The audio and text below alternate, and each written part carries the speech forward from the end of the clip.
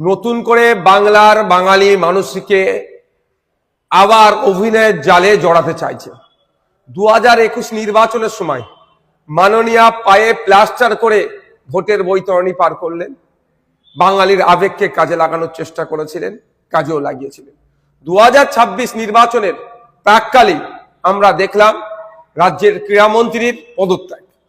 এখানেও তিনি আবার নতুন করে বাঙালির আবেগকে কাজে লাগিয়ে সিম্প্যাথি নেওয়ার চেষ্টা হচ্ছে।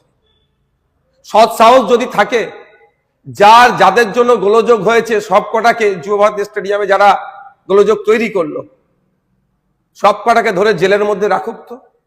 যখন দেখছে বাঙালি মননে এই ধরনের চরম ক্ষোভের বহিঃপ্রকাশ ঘটছে, চরম ক্ষোভ হয়েছে, সেই সময় আমরা কি দেখছি যে নাটক করে পদত্যাগ করানো হলো এবং পদত্যাগ পত্রকে গ্রহণ করে নেওয়া হলো। বাকি যে ডিপার্টমেন্ট গুলো আছে সেগুলো থেকে পদত্যাগ করা এক নম্বর কথা। দ্বিতীয় কথা, ধরে গ্রেফতার করুক। 3 নম্বর কথা হচ্ছে, যেটা বড় কথা, আর 2-2.5 মাস বাকি নির্বাচনের, কি 3 মাস বাকি নির্বাচনের নোটিফিকেশন আসতে। এই সময় নিজের ভাবমূর্তিটাকে, তার দলের ভাবমূর্তিকে স্বচ্ছ হিসাবে দেখাতে চাইছে। 26,000 চাকরি বাতিল হয়েছে যে চোরগুলো চুরি করার জন্য, তাদের বিরুদ্ধে ব্যবস্থা নিয়েছে। উল্টে তাদেরকে বাঁচানোর জন্য হাইকোর্ট থেকে সুপ্রিম কোর্ট বারবার ছুটে গিয়েছে। যেভাবে ফেক ST/SC সার্টিফিকেটের রমরমা, প্রকৃত ST/SCরা চাকরি পাচ্ছে না, সংরক্ষণটা পাচ্ছে না, যারা ফেক ST/SC সার্টিফিকেট ইস্যু করছে তাদের বিরুদ্ধে ব্যবস্থা গ্রহণ করেছে। একের পর এক দুর্নীতি হয়ে যাচ্ছে। আবাস যোজনা, বার্ধক্য ভাতা, বিধবা ভাতা, রাস্তাঘাটে উন্নয়নের নামে দুর্নীতি, যত রকমের দুর্নীতি হয়েছে। কার বিরুদ্ধে ব্যবস্থা গ্রহণ করেছে? বরঞ্চ আড়াল করার চেষ্টা করেছে। আমরা ভুলে যাচ্ছি না RG করের তিলোত্তমার ঘটনাটা, এত বড় ঘটনা ঘটে গেল, কি ব্যবস্থা গ্রহণ করেছে? উল্টে আরো বাঁচানোর চেষ্টা করেছে, আমরা সব জানি। আর নতুন করে এই ক্রীড়ামন্ত্রীর ইস্তফাপত্র দিয়ে বাংলার মানুষকে, বাঙালির আবেগকে নিজের কাছে কাজে লাগানোর চেষ্টা যে চালাচ্ছেন মমতা ব্যানার্জি মহাশয়, এটা কার্যকারী হবে না।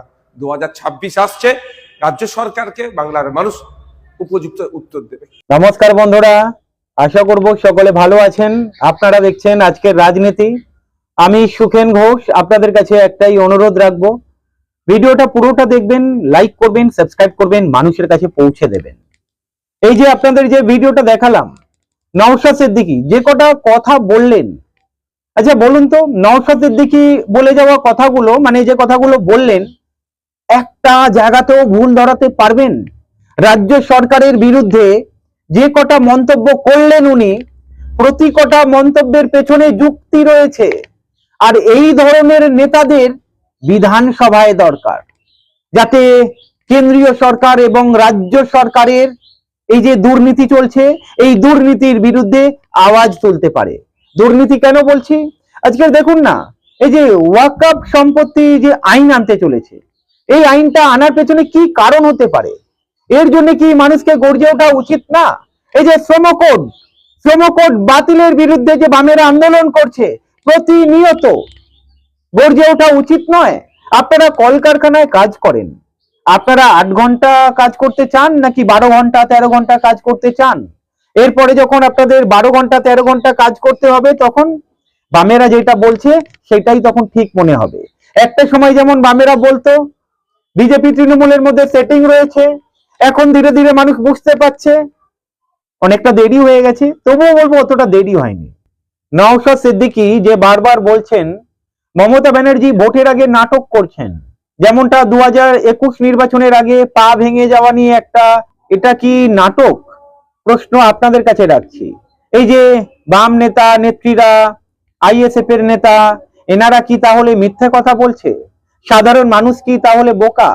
মমতা ব্যানার্জি বলবেন ঘুগনি বিক্রি করুন, চা বিক্রি করুন, আপনার বাড়ির সামনে মুদিখানার দোকান খুলুন, অনেক টাকা, কোনো কাজ ছোট নয়। উনি এটাও বললেন উনি নিজেও নিজের বিছানা গোছায়। যাই হোক, শিল্প কোথায় পশ্চিমবঙ্গে? কলকারখানা কোথায় পশ্চিমবঙ্গে? আজকের 26,000 শিক্ষকের কি অবস্থা? আজকের যদি দেখেন পরিযায়ী শ্রমিকরা বাইরে রয়েছে, কেন রয়েছে? কেন পশ্চিমবঙ্গে কাজ নেই? কেন ন্যূনতম 600 টাকা মজুরি হবে না, যেটা বামেরা বলছে? অন্য রাজ্যে দেখুন 700 টাকা 800 টাকা মজুরি রয়েছে, আর পশ্চিমবঙ্গে মমতা ব্যানার্জি ওয়াকআপ বিলের বিরুদ্ধে সত্যিই কি আন্দোলন করেছিলেন? যখন আইএসএফ এর নেতা নওশাদ সিদ্দিকী আন্দোলনের হুঁশিয়ারি দিচ্ছিলেন, উনি বলছেন পশ্চিমবঙ্গে আন্দোলন চলবে না, দিল্লিতে গিয়ে আন্দোলন করুন। রাজ্যের মুখ্যমন্ত্রী মুসলিম সমাজকে সত্যিই কি বিপদে ফেলছে নাকি রক্ষা করছে? প্রশ্ন আপনাদের কাছে রাখছি। নাকি ভোটের স্বার্থে ব্যবহার করছে?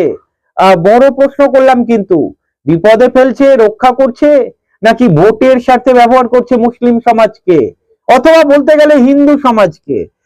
এটা তো বড় প্রশ্ন।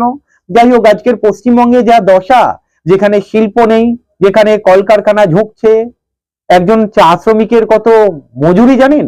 150 টাকা মজুরি পায় কিনা সন্দেহ রয়েছে। বিড়ি শ্রমিকদের অবস্থা দেখুন।